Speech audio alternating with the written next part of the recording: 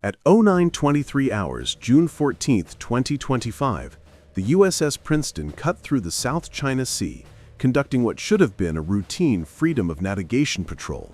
The ocean was calm, the radar quiet, until it wasn't. A sharp blip appeared on Princeton's SPY radar, a Chinese Type 052D destroyer 200 kilometers out. Within seconds, the contact speed jumped from 18 to 30 knots, an acceleration too sudden, too deliberate. Unbeknownst to the Americans, the Chinese destroyer's captain had just received a chilling message from Beijing. Intercept the Americans, make them blink first. What followed was a masterclass in why challenging the US Navy in open waters remains a spectacularly bad idea. Nearby, the Nimitz Carrier Strike Group, the spearhead of American naval power, plowed through the international waters where $3.4 trillion in trade passes annually. For 75 years, these waters had been kept open by American steel and sacrifice so that Chinese factories could keep shipping their cheap electronics to Best Buy shelves. At 09:26, Princeton's radar operators locked in. Target confirmed. Type 052D destroyer. Threat level? Moderate to high. Inside the ship's Combat Information Center, calm professionalism filled the room. The tactical action officer studied the Chinese ship's vector. Behind him, 122 vertical launch cells waited, loaded with enough firepower to reduce any ship on Earth to burning wreckage. The radar's digital eyes painted every contour of the Chinese vessel. At current speed, she'd reach weapons engagement range in 17 minutes. The math didn't favor Beijing. Her YJ-18 anti-ship missiles could cover the gap in under 4 minutes, but Princeton's SM-6 interceptors could reach 240 nautical miles and destroy them mid-air before the Chinese missiles even tasted salt spray. At 09:29, the captain asked a simple question: what's their probable intent? The response came back cold. At this heading, they'll be within weapons range in 14 minutes. The recommendation? Go to general quarters. But the captain smiled. Let's see how badly they want to embarrass themselves first. All around, the South China Sea was alive with civilian life. 46 merchant vessels within 50 miles, tankers, cargo ships, a Singaporean container vessel heavy with semiconductors, and a South Korean LNG tanker worth nearly $200 million. Every one of them depended on the American fleet's presence. If China could force the US out, the sea lanes that powered global trade would become Beijing's private moat. At 09:30, Princeton's cooperative engagement capability synced with the entire strike group, data flowing in real time. The USS Nimitz, a 104,000-ton floating city, adjusted her course. Her flight deck teams prepared for combat with the precision of a Swiss watch. Destroyers Chenghoon and Kidd closed in to shield the carrier. The defensive ring was tightening. At 09:35, the situation escalated. An E-2D Hawkeye, flying at 25,000 feet, detected multiple aircraft lifting off from the Chinese carrier Shandong. Radar signatures confirmed them. J-15 fighter jets climbing south, aggressive and fast. But there was a problem. The jets were struggling to gain altitude. Their ski-jump launch system, the pride of Chinese carriers, bled them of both fuel and payload capacity. Moments later, sonar operators aboard Princeton detected another contact, 80 nautical miles out. The sound? A Type 039 diesel-electric submarine. But instead of the quiet predator it was meant to be, it sounded like a freight train underwater. The Chinese weren't just being aggressive, they were being loud, clumsy, and predictable, using outdated hardware in a high-tech game they didn't understand. Surface ships from the 1990s, jets that couldn't fully arm, submarines that broadcasted their position like an AM radio station. This was bullying Beijing style, the kind that only works if your opponent is weak. Unfortunately for them, they just poked the strongest navy in human history. By 09:37, the USS Nimitz's flight deck roared to life. Steam hissed, catapults thundered. FA-18E Super Hornets of VFA-14 top hatters screamed skyward. every 45 seconds. Precision, power, discipline, the kind only the U.S. Navy could master.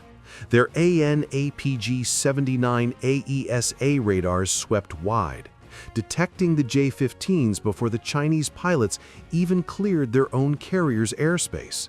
The tech gap wasn't in years, it was in decades.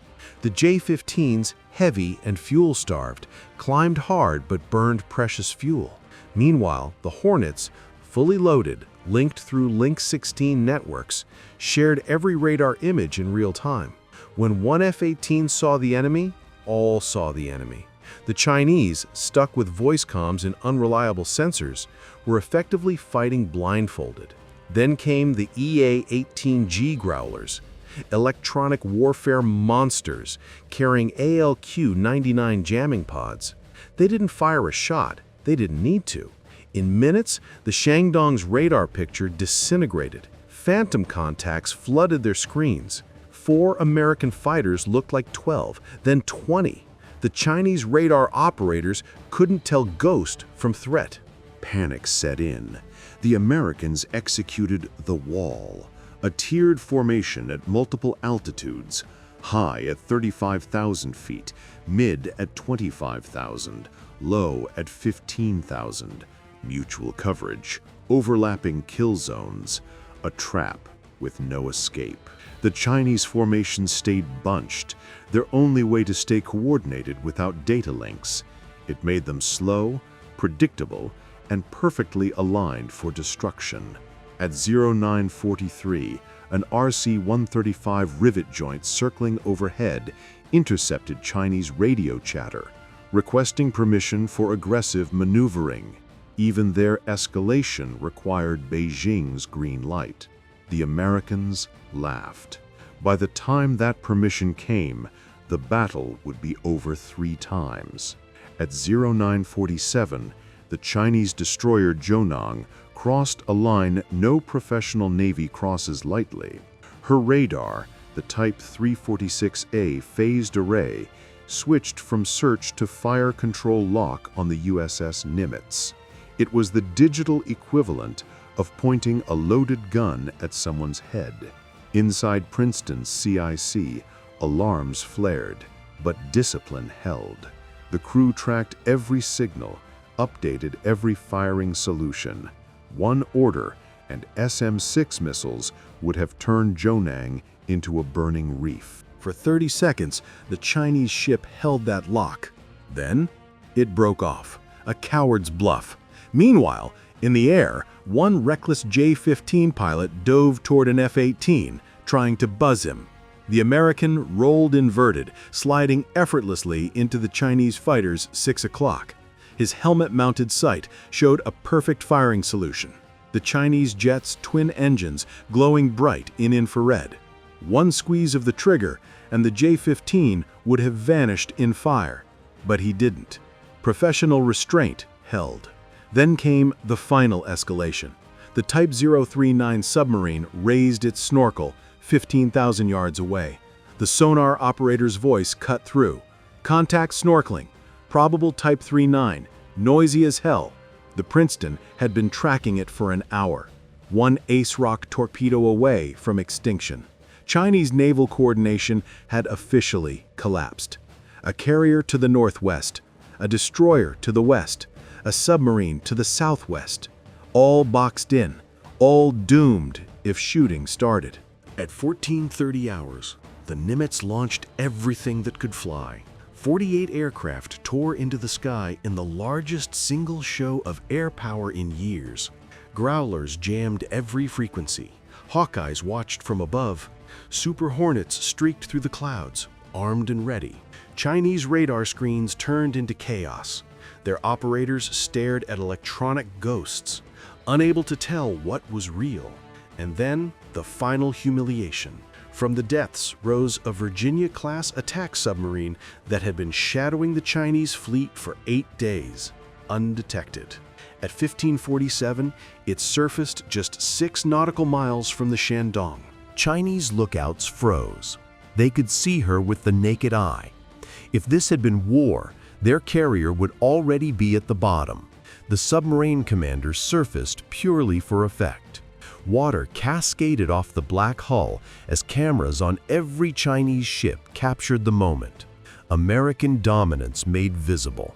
90 seconds later, she slid back beneath the waves. Silent, invisible, gone. The message was clear. We own the deep. Above, the dogfight sputtered out. Chinese J-15s, nearly dry on fuel, broke off and limped back to base. They landed running on fumes, the once proud roar of their engines replaced by the whisper of defeat. By 1623, the Shandong Strike Group turned north, their official statement, exercise complete. The truth, they'd come to intimidate the world. Instead, they were humiliated by a navy that's been undefeated for over a century. The South China Sea, America's sixth Great Lake, remained open, blue, and free. This is Military Secret Zone. Subscribe for more real-world power stories that define our era.